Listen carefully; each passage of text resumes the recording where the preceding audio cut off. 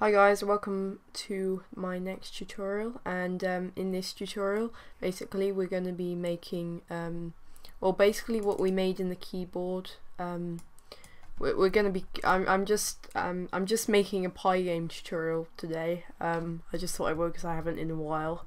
So yeah, this is sort of we're just going to be basically making this, but make it object orientated, and then in the next part we'll probably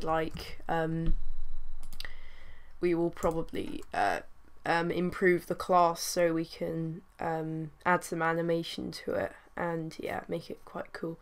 And so just you want to copy your keyboard file. If you haven't got that, then I'll show you the code in a minute and you can copy it, but you might want to watch my previous tutorial in Pygame about keyboard events, because this will be quite important. Anyway, you want to name it something like Sprite, something like that. And yeah, we need to edit it. Just right click and click edit with idle, and this will open it up in your idle program that came with your Python installation. And so yeah, I will just let you copy that. That's the top half, and then this is the bottom half. If you haven't already got that, that's the code. So yeah, just pause the video. Okay, so first of all we're gonna want to get rid of these variables.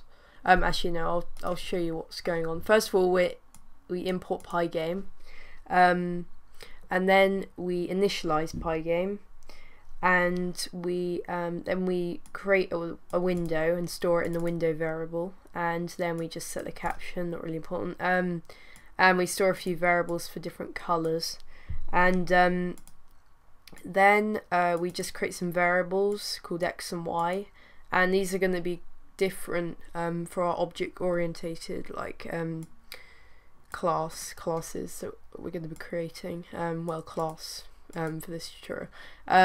And yeah, these are just the moveX, moveY for affecting the x and y. So basically, if there's a keyboard event, we change the moveX or the moveY if it's up. If it's up or down, we're going to be changing the moveY, because y is up and x is across.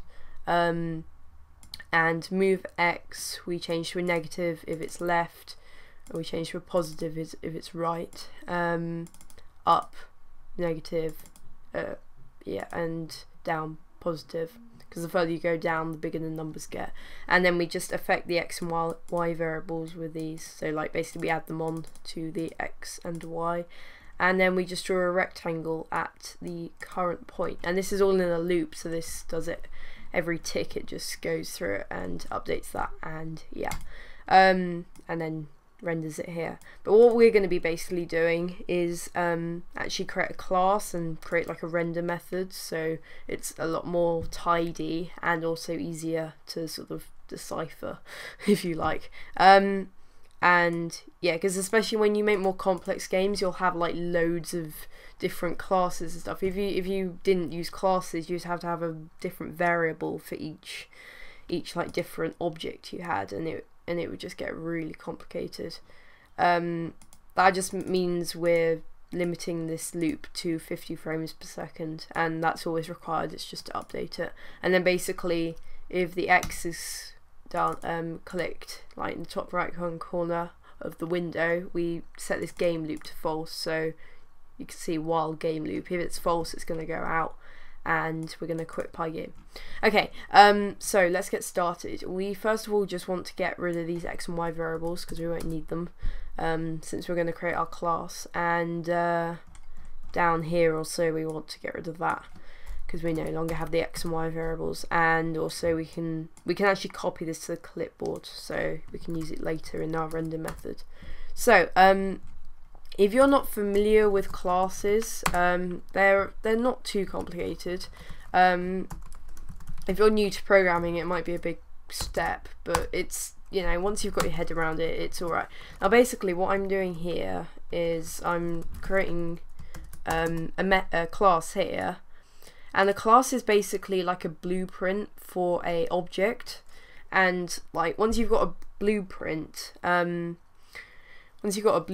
for an object, you can create objects and store them in variables. So I could like create more than one object, and it would have all the same variables, and I wouldn't have to type out all the variables again. So I could create like 10 of these sprites and then store them in different variables. And but all the variables that are to do with the class only need to be typed once. You don't have to type them again and again for each object. I hope that makes sense. But yeah, if you don't understand, seriously, just go and, I don't know, check out a tutorial for classes, because yeah, it will help. And yeah, classes are sort of a convention in most programming languages. But anyway, yeah. And this is a method here. If you've done like functions in Pygame, it's basically that, but inside a class. Now this self parameter here, classes, oh sorry, don't want that. I don't know what I was doing there. Yeah, this is just the class keyword to tell Python that it's a class, and then this is the name of the class, and we're just calling it Sprite. And then this is a method, and basically this is a special method which will always be called when an object of this class is first created. So yeah, and then you always have to have this self keyword, sort of self variable, in the parameters of your function. So of each method, sorry, in the class, and it'll become more apparent in a minute. But first of all, you just want to type self.x, and also hang on, within here you want to put a comma, then type x, and a comma, and type y. And basically what that means is when we create our object from this class, we are gonna provide the object with some parameters which are x and y, and then basically our class can use these variables can use them basically.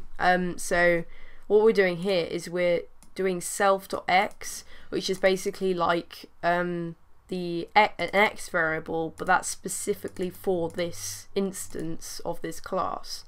Don't worry if this doesn't make sense, it will become more apparent what we're doing in a second when I actually show you the actual object. But yeah, I'll carry on for now and just keep watching.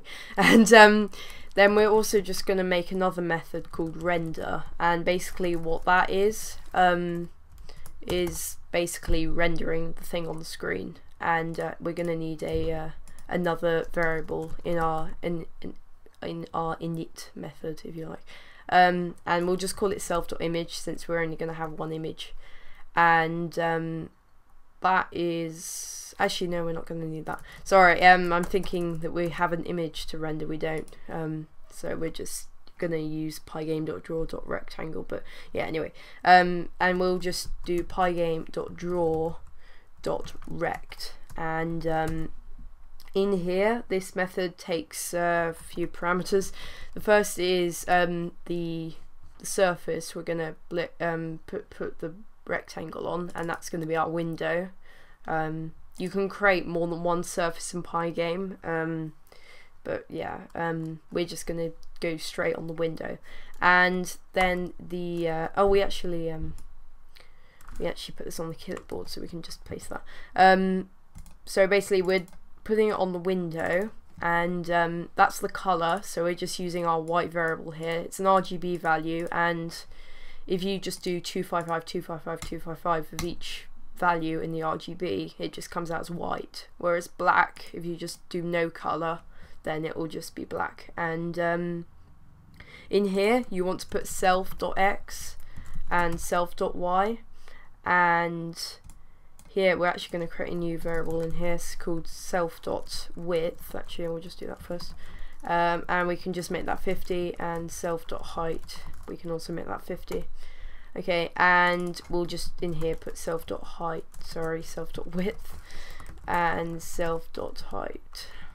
Okay, so that will basically so yeah, this is sort of its location and size. So its x coordinate is going to be self.x, its y coordinate is going to be self.y, and its width is going to be 50 in here, and that's like the width of the rectangle that we're drawing on the screen. And that is about it. That is about it for our class for now. We might go back to it later, but you just want to actually now we've got that class. We can't do anything with it. The only thing we can do is create an object with it, basically. So yeah, we can do stuff with it. But anyway, you want to create a variable called, well, it doesn't matter. I'm just gonna call mine player, and you want to do Sprite. Now you want to open these brackets, and inside these brackets you want to put the value that's going to be x and the value that's going to be y. So we can just make it like, I don't know, 100 by, I don't know, 150. It doesn't really matter. But yeah, and then I'll just show you this in action and explain it to you. What we're going to do is we're going to do, where is it? Player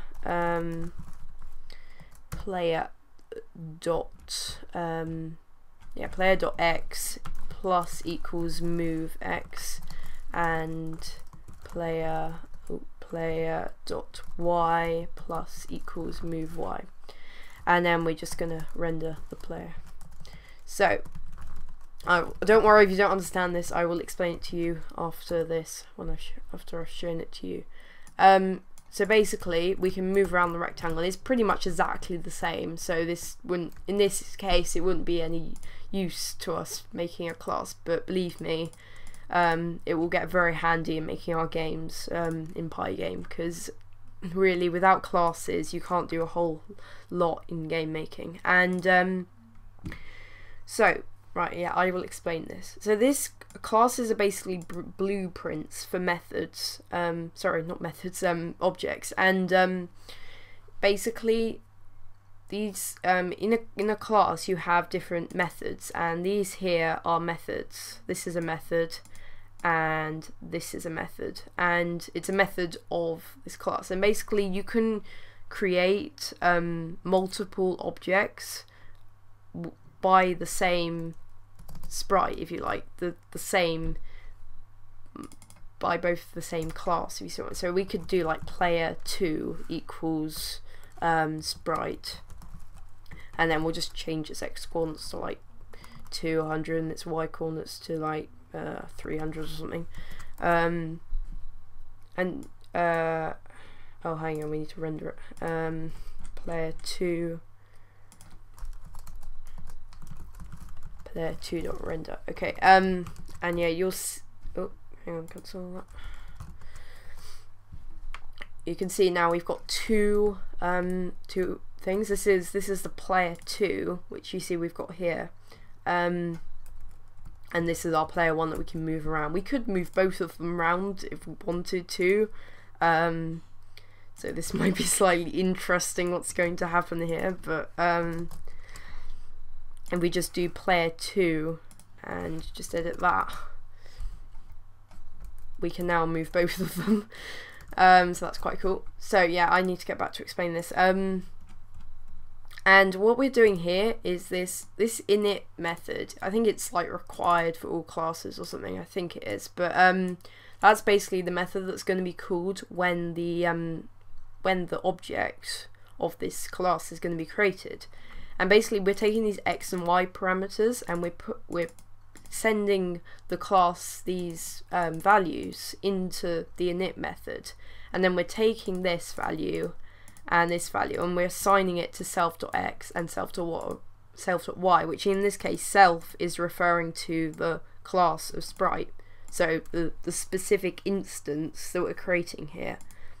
Instance is basically like a one object of a class, because you can have as many objects as you want of a class. And so we've got two here. We've got player and player2, and they're two different objects, but it's the same. They're getting the blueprints from the same class. And I'll need to stop soon, but self.width equals 50 and self.height equals 50. That is just so we can use it in here. And also if we wanted to change its height somehow, I mean, we could make a new method saying like change dimensions or something, but dimensions, can't type today. But you know, sort of the possibilities are kind of endless. So like if we do that, change dimensions,